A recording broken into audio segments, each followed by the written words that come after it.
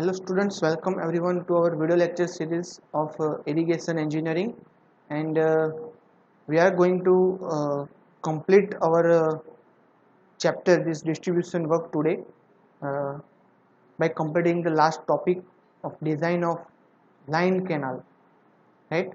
So let's start with the basic introductory knowledge about the unlined canal, and then we are going to the main designs, right? So let's begin.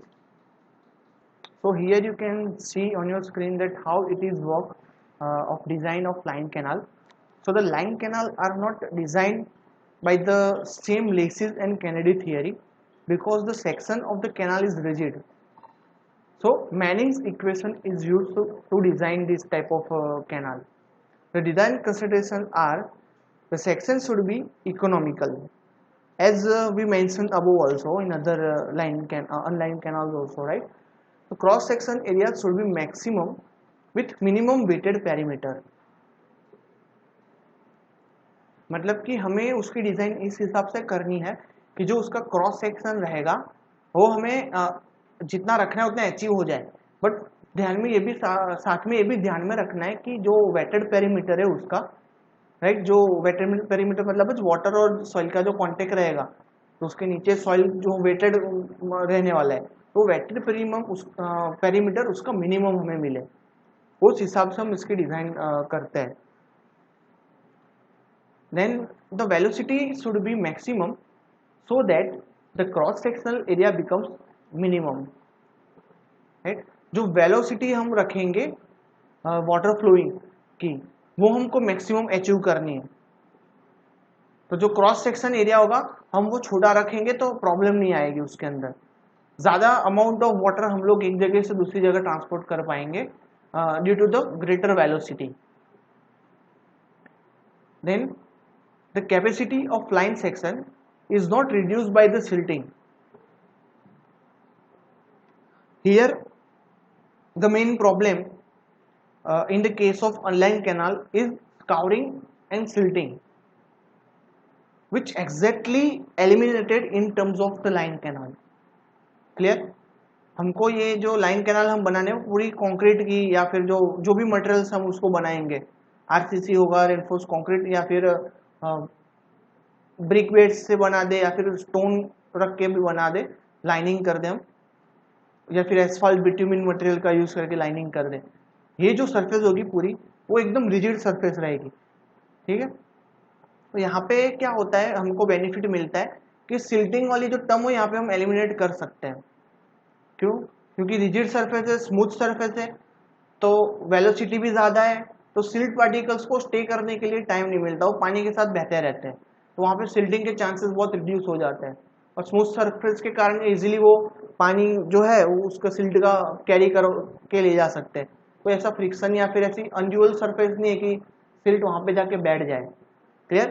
तो एक term आपको ध्यान में रखने वाली है, main benefit है ये कि इसके अंदर सिल्टिंग और स्कॉरिंग वाली इफेक्ट हम काफी हद तक रिड्यूस कर सकते हैं, अबाउट 90% जितना उसको रिड्यूस कर देंगे मान के चलो.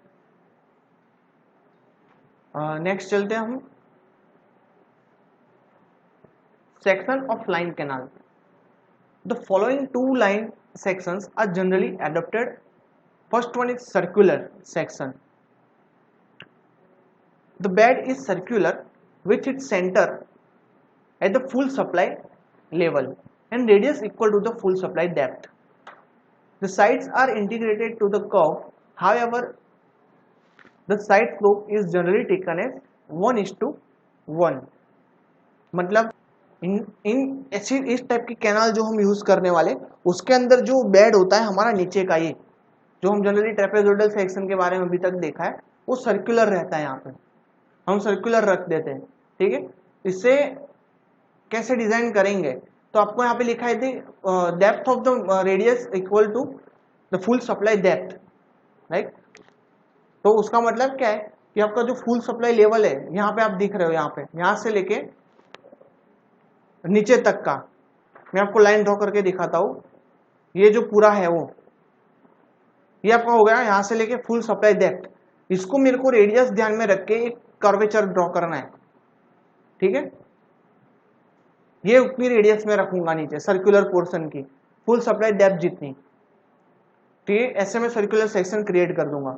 और जो साइड स्लोप होंगे, जो कर्वेचर को हम कुछ पोर्शन तक रखने वाले, फिर बाकी का जो लेवल होगा ये जो है हमें स्ट्रेट रखना पड़ेगा, तो वो जो साइड स्लोप होगा वो 1:1 होगा, 1 horizontal is to 1 vertical. Clear? तो ऐसे हम लोग को डिजाइन करनी है सर्कुलर सेक्शन की। उसके कुछ क्राइटेरिया भी आपको दिए होंगे, वो देख लेते हैं। यहाँ पे आप लोग देख सकते हो design parameter for circular section, for section of line canal.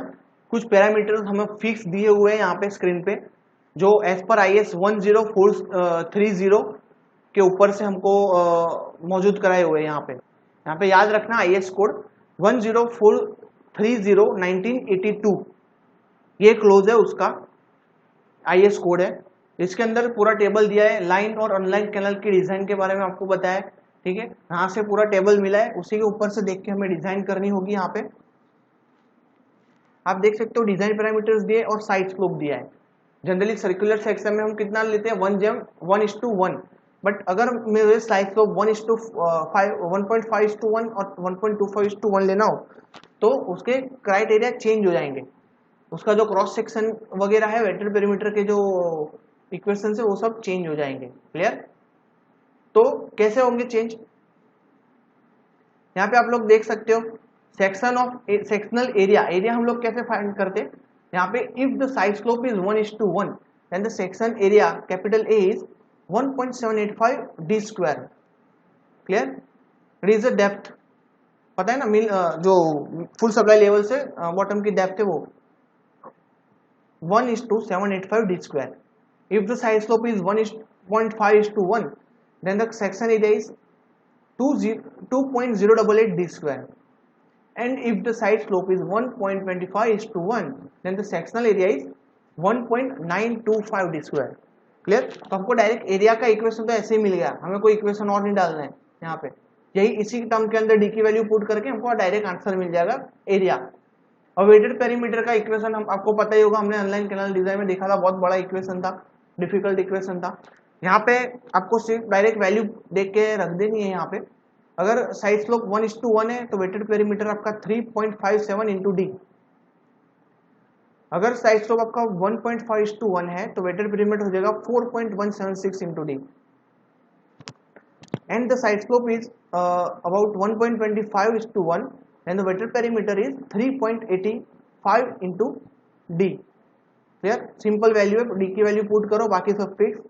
Another term hydraulic mean depth R, जो हम लोग फाइंड करते थे बाकी की टर्म्स में, यहाँ पे उसकी वैल्यू भी डायरेक्ट आपको दे दी गई है।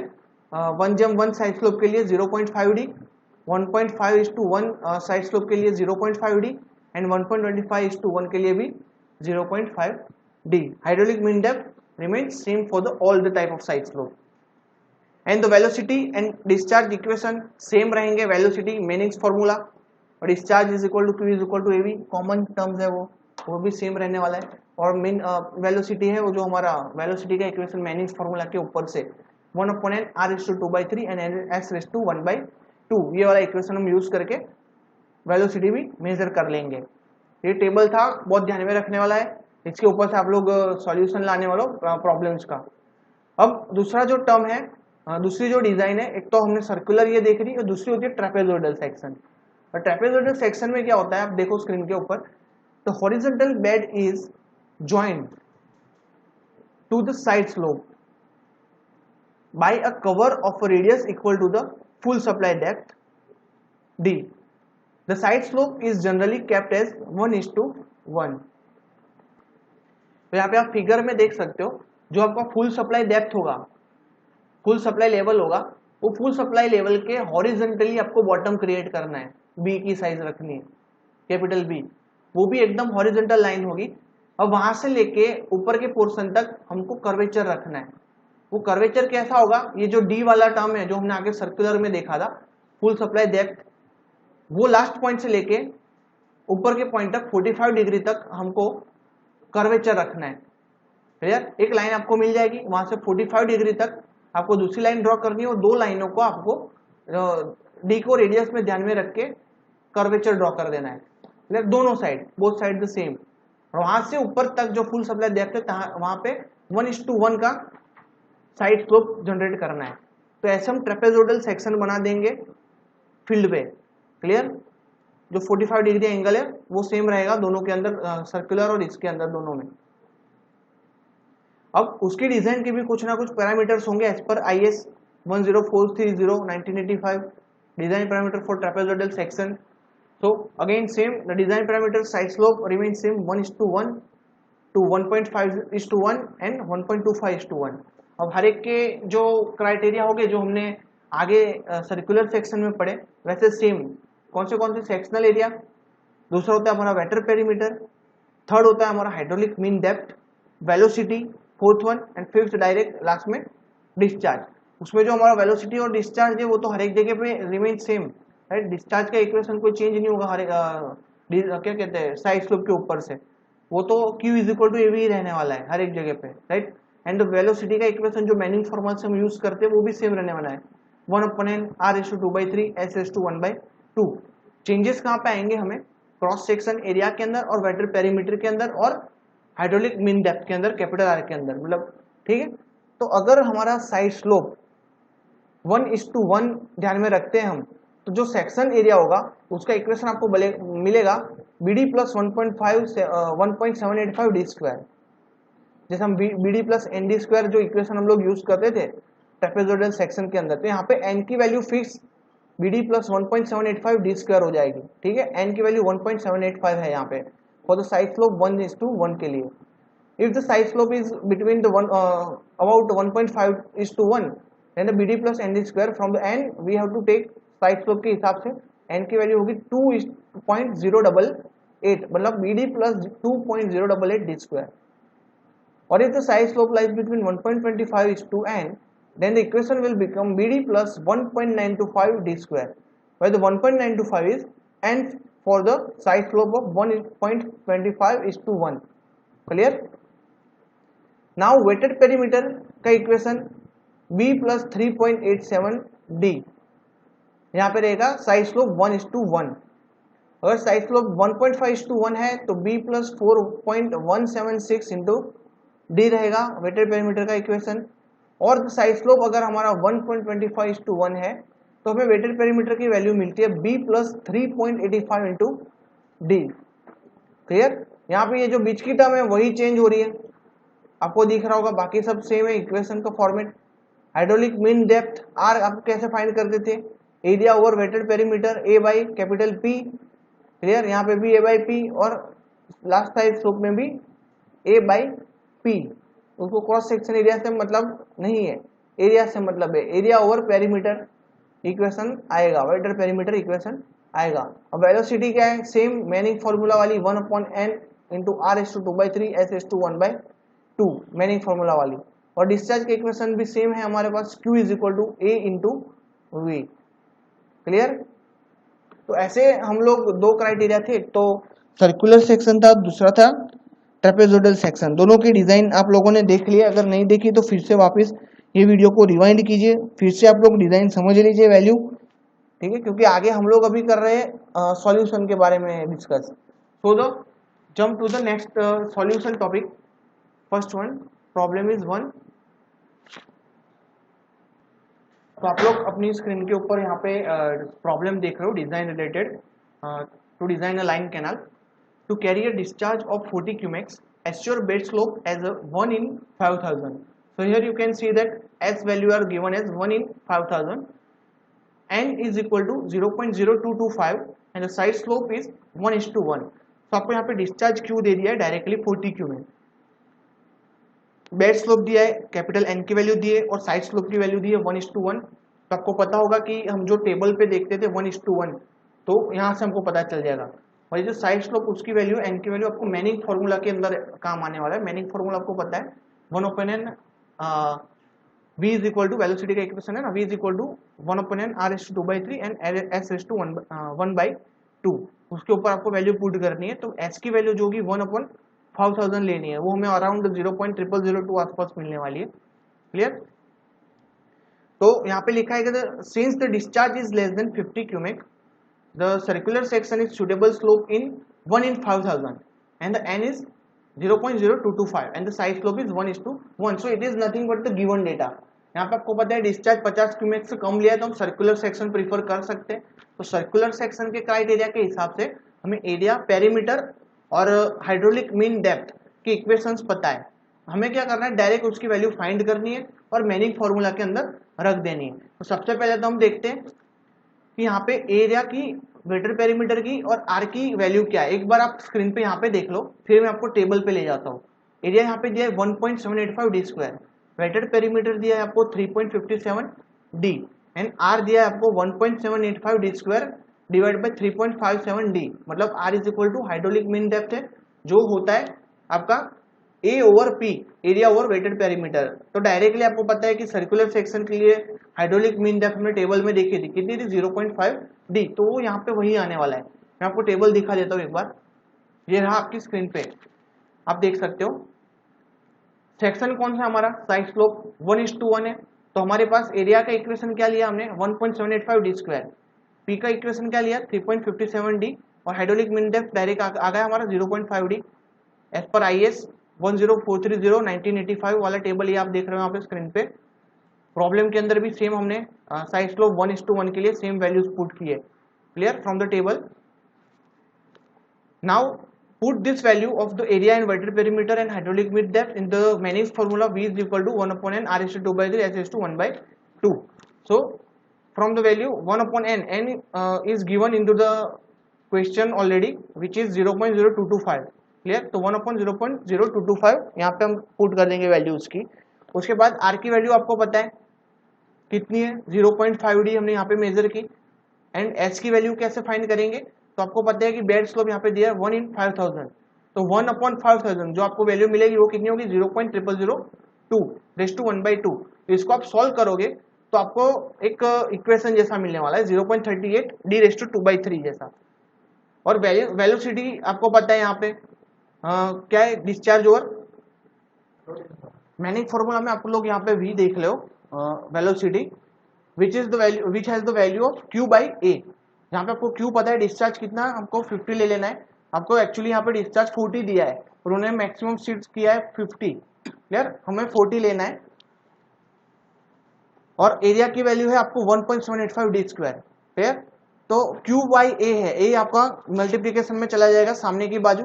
तो 50 इज इक्वल टू a की वैल्यू 1.785 डी स्क्वायर इंटू जो आपको ये जो आंसर मिला 0.78 डी रेज़ टू 2/3, वो दोनों मल्टीप्लीकेशन होगा. फाइनल आपको आंसर में बता देता हूँ डी का 4.6161 मीटर. तो आपको मैक्सिमम फुल सप्लाई लेवल की डेप्थ मिल गई. नाउ आपको उसके ऊपर से वेलोसिटी मिल जाएगी. किसी भी एक के इक्वेशन के अंदर आप डी की वैल्यू रखोगे यहाँ पे 0.38 डी रेज़ टू 2/3 के अंदर, तो आपको वी की वैल्यू मिल जाएगी. डी की वैल्यू पुट करने से 4.8161 मीटर रखने से वो वेलोसिटी मिल गई आपको 1.05 मीटर पर सेकंड. और एरिया आपको मिल जाए डी की वैल्यू के ऊपर से 37.98 मीटर स्क्वायर. ठीक है, क्रॉस सेक्शन एरिया की बात कर रहा हूं मैं. और वेटेड पेरीमीटर आपको मिल गया 17.45 m. क्लियर, बहुत सिंपल है ये. तो डायरेक्टली टेबल के ऊपर से आपको ये सब के आंसर मिल सकते हैं. ठीक है, बस आपको कोड याद रखना है. कोड का नाम है IS 10430 1985. दूसरा कोड मैं आपको बता देता हूँ.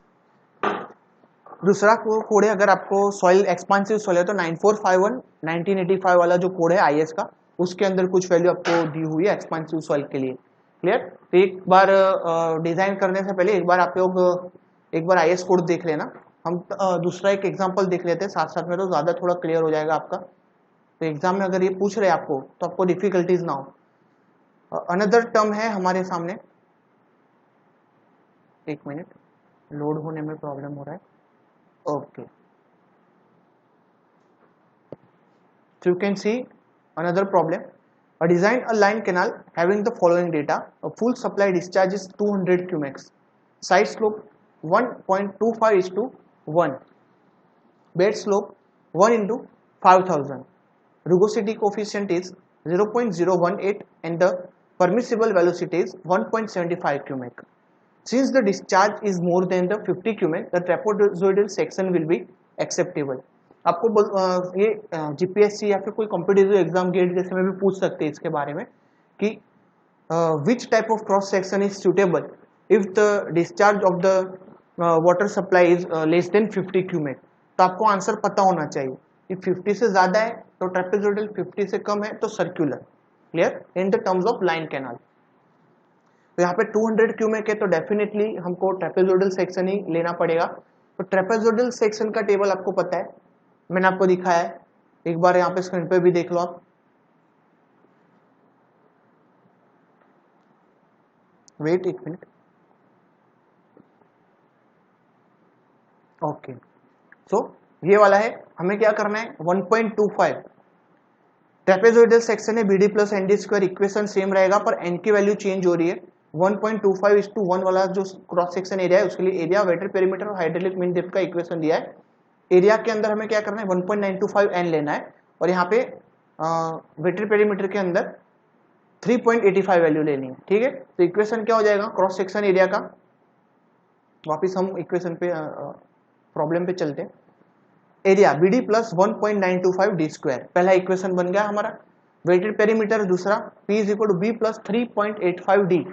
क्लियर, ये n की वैल्यू हमने पुट की है यहाँ पे अलग अलग। Now area is equal to, हमारे पास इक्वेशन है डिस्चार्ज का, Q is equal to velocity का, velocity is equal to Q by A। ठीक है, तो हमको एरिया को करता बनाना हो तो उस इक्वेशन क्या बन जाएगा, area is equal to Q by V। अब आपको एरिया पता है यहाँ पे, Q डिस्चार्ज दिया है 200, मैं वैल्यू पुट कर सकता हूँ यहाँ पे डिस्चार्ज की 200 और डिवाइड बाई क्या है हमारे पास वेलोसिटी, वेलोसिटी हमको दी है 1.75 क्यूमेक, तो Q बाई V में पुट करूंगा तो मेरे को एरिया मिल जाएगा 114.28 metre square. Okay, again V हम कैसे फाइंड करेंगे, V के लिए हमारे पास इक्वेशन है मैनिंग का 1/n r/2/3 s/1/2, n की वैल्यू हमें दी है यहाँ पे, yes 1/n, n rugosity coefficient 0.018। Clear, n की वैल्यू आपको दी है 0.018, तो यहाँ पे मैं वेलोसिटी का इक्वेशन पुट कर दूंगा। वेलोसिटी कितनी है 1.75 is equal to 1/n, n is rugosity coefficient which is 0.018 into r/2/3। s की वैल्यू क्या है आपको 1 इंटू 5000 बेड स्लोप दिया है, तो s क्या हो जाएगा आपको 1/5000 विच इज 0.0002/1/2। क्लियर, इसके ऊपर से आपको एक ही कांस्टेंट मिल रहा है r की वैल्यू मिल जाएगी 3.32 मीटर। क्लियर, नाउ p की वैल्यू पुट करते हैं हम लोग। हमारे पास एक इक्वेशन है r का इक्वेशन है ना हमारे पास, area over wetted perimeter, right. तो मैं वेटेड पेरीमीटर को करता बना दूंगा तो क्या हो जाएगा एरिया ओवर r। क्लियर, तो एरिया कितना है हमारे पास 114.28, r कितना है हमको मिला 3.32, तो वो दोनों को डिवाइड करने से क्या मिल जाएगा, वेटेड पेरीमीटर आपको मिल जाएगा 34.42 metre. Now from the equation 1 and equation 2 हमें एक इक्वेशन मिल जाएगा दोनों को इक्वल करने वाला, उसको हम लोग क्या करेंगे सॉल्व करेंगे, तो उसके ऊपर से हमें डी की वैल्यू डायरेक्टली मिल जाएगी। ये जो इक्वेशन 1 एंड 2 है उसको सॉल्व करने से तो वो मिल रहा है हमको 4.4 मीटर। ये है आपकी full supply depth. Clear, 4.4 metre आपकी फुल सप्लाई डेप्थ यहाँ पे आपको मिल गई, और उसके ऊपर से डी की वैल्यू में उसके अंदर पुट करूंगा इक्वेशन 1 या 2 के अंदर, दो में पुट कर दो आप, एक में कर दो, डजेंट मैटर। 4.4 पुट करोगे तो आपको बी की वैल्यू मिल जाएगी, बेड विड्थ की वैल्यू जो होगी आपकी 17.5 मीटर, राइट। तो बहुत ही सिंपल है, एक बार आप लोग इसे सॉल्व करने का ट्राई कीजिए। ठीक है, आज हमारा चैप्टर यहाँ पे कंप्लीट होता है, अब हम नेक्स्ट चैप्टर स्टार्ट करने वाले। तो thank you for the watching this video, तब तक के लिए टेक केयर ऑफ योरसेल्फ, मिलते हैं नए वीडियो के साथ।